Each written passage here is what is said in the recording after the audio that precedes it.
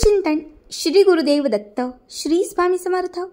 नमस्कार, तुम्हा सर्वांचे आपल्या स्वामी शक्ती या चॅनलमध्ये मनापासून स्वागत आहे।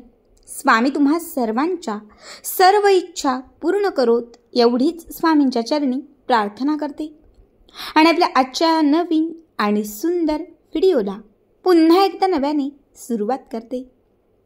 भक्तांनो, बघा, आजच्या व्हिडिओमध्ये मी तुम्हाला मिठाचा अत्यंत प्रभावी उपाय सांगणार आहे। बघा, तसं तर दररोज जीवनामध्ये मिठाचा उपाय आपण करत असतो। असा एकही दिवस नाही की मिठाशिवाय आपण अन्न खाल्लं नसेल। दररोज जीवनामध्ये मिठाशिवाय आपलं काहीच होऊ शकत नाही, काहीच घडू शकत नाही। मीठ असेल तर अन्नाला चव असते, मीठ असेल तर आपल्या घरातील नकारात्मक शक्ती घराच्या बाहेर जाते। मीठ असेल तर आपल्या आयुष्यामध्ये सुख समृद्धी येते, लक्ष्मीची कृपा होते। बघा, मिठाला लक्ष्मीचा मान आहे, म्हणजे मिठाला लक्ष्मी स्वरूप समजले जाते। कारण मीठ हे समुद्रातून आलेलं आहे, तर आपली माता लक्ष्मी जी आहे तिचं माहेरघर हे सुद्धा समुद्र आहे। म्हणजे समुद्र मंथन जेव्हा झालं होतं त्याच वेळी माता लक्ष्मी ही समुद्रातून प्रकट झाली आणि तिथून लक्ष्मी आणि मीठ या दोनही गोष्टींमध्ये साम्य आहे। त्यामुळे मिठाबाबतीत तुम्ही लहानपणापासून असंख्य नियम पाहिले असतील। तुमची आई असेल किंवा तुमची बहीण असेल, नेहमी तुम्हाला सांगत आले असतील, मीठ सांडू नको, मीठ पाडू नको, मीठ कोणाला देऊ नको, मिठाचा दुरुपयोग करू नको, किंवा मीठ कुठे रात्रीच्या वेळी बाहेर काढू नको। असे अनेक आपण मिठाबद्दल वेगवेगळ्या गोष्टी ऐकल्या असतील। कारण मीठ हे आपल्या आयुष्यामध्ये असंख्य चमत्कार घडवू शकतं आणि आपलं जे भाग्य आहे हे भाग्य बिघडवूही शकतं। जर तुम्ही त्याचा योग्य पद्धतीने उपयोग केला तर तुमच्या आयुष्यामध्ये तुम्हाला जे हवं आहे हे मिळू शकतं, तुमचं आयुष्य चमकू शकतं, तुमचं भाग्य घडू शकतं, तुमचं भाग्य बदलूही शकतं आणि तुमचं भाग्य हे उजळूही शकतं। मात्र या मिठाचे जर तुम्ही काही चुकीचे उपाय केले किंवा जर या तुम्हाला काही गोष्टी माहिती नसल्याने तुम्हाला जर मिठाचे काही दोष लागले तर तुमचं भाग्य जे आहे ना, हे भाग्य क्षणात बिघडूही शकतं, तुमचं भाग्य दुर्भाग्यात बदलू शकतं। आता कुठल्या गोष्टी आहेत, मीठ कुठल्या पद्धतीने उपयोगी ठरतं हे मी तुम्हाला सांगते आणि त्यानंतर आजचा हा उपाय मी तुम्हाला सांगणार आहे। बऱ्याच वेळा असं होतं की शेजारची एखादी बाई मीठ संपलं म्हणून आपल्याकडे येते, थोडंसं तरी मीठ हवं म्हणून अगदी ती आपल्याला विनंती करते। पण लक्षात ठेवा, जर तुम्ही तिला तुमच्या घरातील मीठ दिलं किंवा देत असाल तर तुमच्या घरातील लक्ष्मी कुणाच्या तरी घरी पाठवत आहात। जर असं कोणी मीठ मागायला आलं तर एक वेळेस त्यांना आपलं सोनं घालायला द्या, बाकी काहीही द्या, मात्र चुकूनही कुणालाही आपल्या घरातील जे मीठ आहे हे देऊ नका। खरं तर मीठ हे कधीच कुणाकडे मागायचंही नसतं आणि कुणाला कधी द्यायचंही नसतं। कारण कुणाच्या घरची लक्ष्मी ही आपल्याला खेचायचीही नसते आणि आपल्या घरामध्ये असणारी लक्ष्मी ही आपल्याला घराबाहेर पाठवायची नसते। कारण लक्ष्मीला नेहमी प्रसन्न करायचं असतं। जेवढं तुम्ही लक्ष्मीला घरामध्ये प्रसन्न ठेवाल तेवढी लक्ष्मी तुमच्या घरामध्ये स्थिर राहील आणि तुमच्या घराची भरभरून प्रगती होत राहील। मिठाची स्वच्छ सुंदर पुडी दुकानातून घेऊन यायची। जे काही मीठ आपण घरात आणतो, मीठ आपल्या बारीक बरणीमध्ये ठेवून द्यायचं आणि त्याचा उपयोग आपण रोजच्या जीवनात किंवा रेमडीसाठी करायचा। ही पहिली गोष्ट।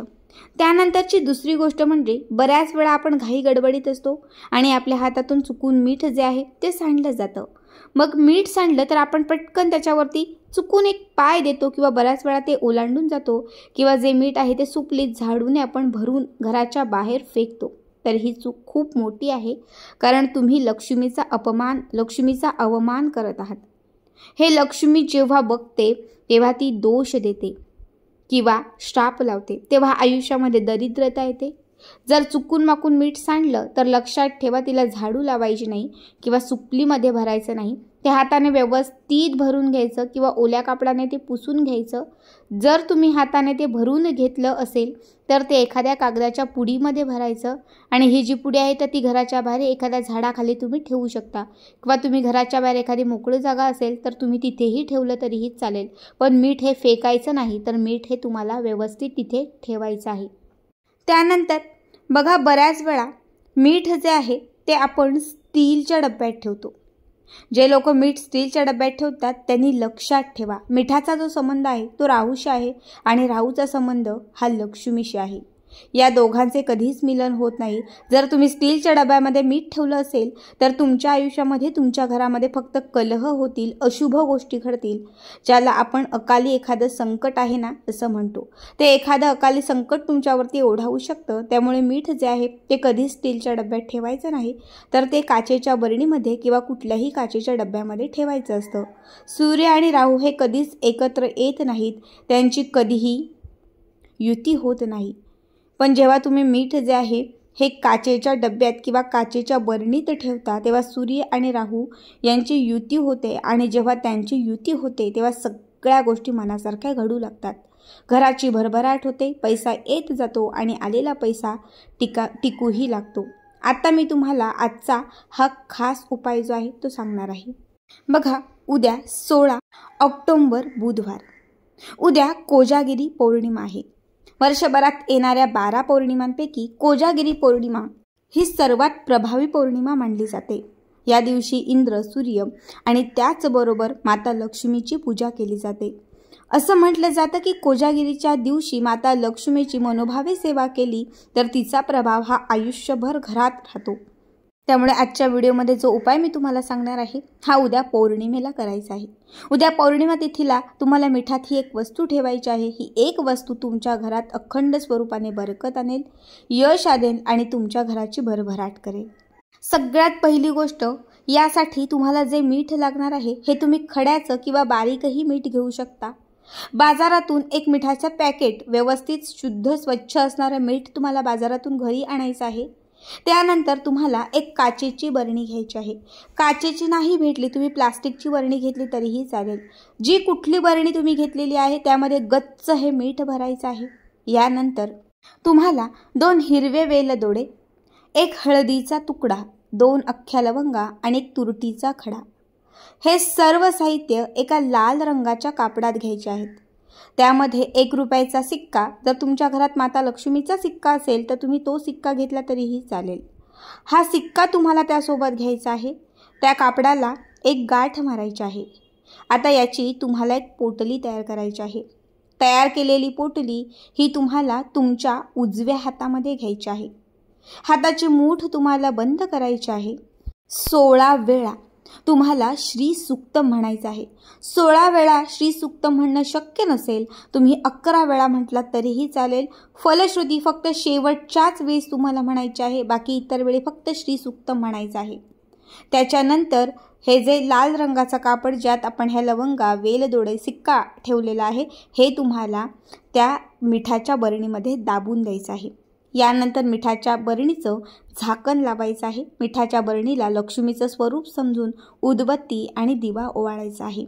यानंतर ही जी मिठाची बरणी आहे ही तुम्हाला देवघरात उजव्या बाजूला, माता लक्ष्मीच्या बाजूला जागा असेल तर तिथे, देवघराच्या बाजूला मोकळी जागा असेल तर तिथे उत्तर किंवा पूर्व दिशेला तुम्हाला ही बरणी ठेवून द्यायची आहे. हा उपाय तुम्ही उद्याच्या दिवसात सकाळपासून संध्याकाळपर्यंत कुठल्याही वेळात केला तरीही चालेल. आता तुम्ही जर उद्याच्या दिवशी ही बरणी तिथे ठेवली तर तुम्हाला या पौर्णिमेपासून कमीत कमी 21 दिवस दररोज या मिठाच्या बरणीची लक्ष्मी स्वरूप समजून पूजा करायची आहे. दररोज जेव्हा दिवाबत्ती नित्यसेवा कराल तेव्हा त्या बरणीच्या समोर तुम्हाला श्रीसूक्तम दररोज तुम्हाला 7 वेळा तरी श्रीसूक्त म्हणायचं आहे. 7व्या वेळेस तुम्ही फलश्रुती म्हटली तरीही चालेल, पण नित्यनियमाने 21 दिवस बरणीची पूजा झाली म्हणजे धूपदीप ओवाळून झालं की त्यानंतर तुम्हाला श्रीसूक्तम जे आहे हे 7 वेळा म्हणायचं आहे. सलग 21 दिवस हा उपाय केल्यानंतर जो 21वा दिवस असेल त्या दिवशी या बरणीचं झाकण उघडायचं आहे. त्यामध्ये घातलेली ही जी पोटली आहे ती बाहेर काढायची आहे. यामध्ये घातलेलं जे मीठ आहे हे मीठ एका बादलीमध्ये किंवा एखाद्या मोठ्या भांड्यामध्ये घ्यायचं आहे. त्यामध्ये पाणी घालायचं आहे. पाण्यात हे मीठ मिक्स करायचं आहे आणि आपल्या घराच्या चहू दिशांनी हे पाणी तुम्हाला शिंपडायचं आहे.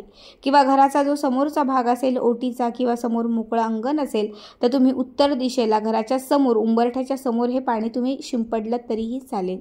याने तुमच्या घरामध्ये माता लक्ष्मी ही नेहमी स्थिर राहील, माता लक्ष्मी ही तुमच्याकडे खेचली जाईल. शिवाय आपण लाल कापडामध्ये जे वेलदोडे, माता लक्ष्मीचा सिक्का किंवा 1 रुपयाचं नाणं, लवंग जे ठेवलं होतं, तुरटी ठेवली होती, ह्या सगळ्या गोष्टींची जी पोटली केलेली आहे ही 21व्या दिवशी कुठल्याही माता लक्ष्मीच्या मंदिरात जायचं आणि ही पोटली तिथे सोडून यायची. बघा, हा उपाय केल्यानंतर या 21 दिवसात तुमचं भाग्य बदलेल. 21 दिवसात तुमच्या घरामध्ये लक्ष्मी जी आहे ही स्थिरावेल. मीठ हे माता लक्ष्मीशी संबंधित आहे, जे माता लक्ष्मीचं स्वरूप आहे. हिरवा वेलदोडा असेल, लवंग असेल, तुरटी असेल, या 3ही गोष्टी माता लक्ष्मी स्वरूप असतात. जेव्हा या गोष्टी अभिमंत्रित करून त्या मिठात तुम्ही ठेवाल, लक्ष्मी ही लक्ष्मीकडे आकर्षित होते, लक्ष्मी ही लक्ष्मीकडे खेचली जाते. जेव्हा तुम्ही त्या मिठाच्या बरणीत हे ठेवाल, तुमच्या घराकडे अखंड लक्ष्मी खेचली जाईल. आलेली लक्ष्मी स्थिर होईल. न येणारी लक्ष्मी जी आहे तीही तुमच्या घराकडे आकर्षित होईल. अत्यंत साधा सोपा उपाय आहे. नक्की करा. आणि आपला आजचा हा व्हिडिओ तुम्हाला कसा वाटला कमेंट करा. श्री स्वामी समर्थ. जय जय स्वामी समर्थ.